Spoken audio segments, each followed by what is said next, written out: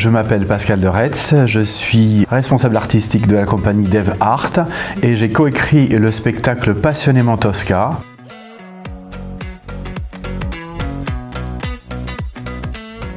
L'idée a été de dire, prenons un opéra, faisons une réduction, soyons très rigoureux sur le fait de conserver la partition, l'histoire et le respect du compositeur et du scénario, si je puis dire, pour le présenter dans une version courte qui, présentée aux enfants, donne la première envie, la première découverte de l'opéra. C'est un spectacle lyrique avec les parties chantées de toute la partition de Giacomo Puccini et un texte français qui lit les scènes. C'est un spectacle aussi de théâtre. Et je dirais même que les interventions de théâtre sont tout aussi importantes que la voix chantée.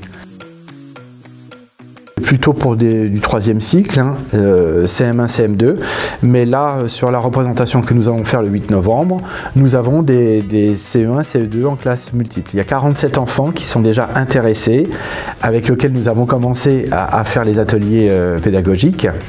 Donc, on est entre 8 et 10 ans dans cette variable.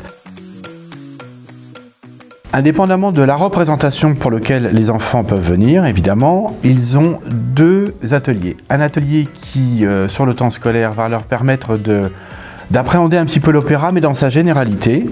Ça dure 45 minutes, où là, il y a des échanges sur qu'est-ce qu'une partition, qu'est-ce qu'un livret, comment on s'inspire de l'un et de l'autre pour créer un ouvrage. Le second atelier, on va rentrer plus dans le sujet de Tosca. On va parler des voix, qu'est-ce qu'une tessiture, qu'est-ce qu'un timbre, qu'est-ce qu'un ténor, qu'est-ce qu'une soprano.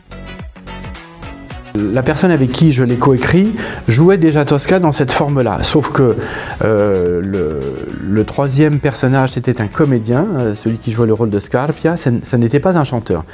Et quand on a vu le spectacle, on s'est dit tous les deux, mais pourquoi nous on ne récréerait pas quelque chose qui pourrait tout de suite inclure les trois voix principales, à savoir le ténor, la soprano et le baryton basse. Nous avons réfléchi pour que justement dans cette compréhension la plus complète, pour que ce soit donné à tous les publics, est-ce que ça ne toucherait pas les enfants? Et on s'est dit, en plus de la représentation tout public, dans la vente du spectacle, il y a forcément la représentation pédagogique.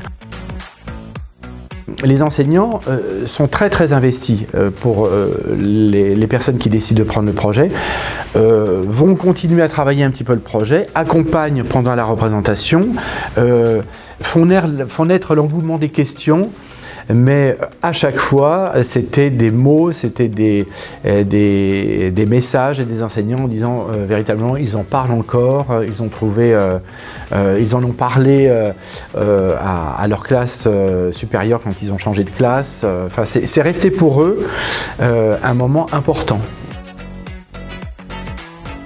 Laissez-nous entrer et vous allez découvrir un monde merveilleux. Et vous allez voir, mais ça vous le savez déjà dans vos classes, comme les enfants sont riches et comme les sujets nouveaux peuvent les intéresser.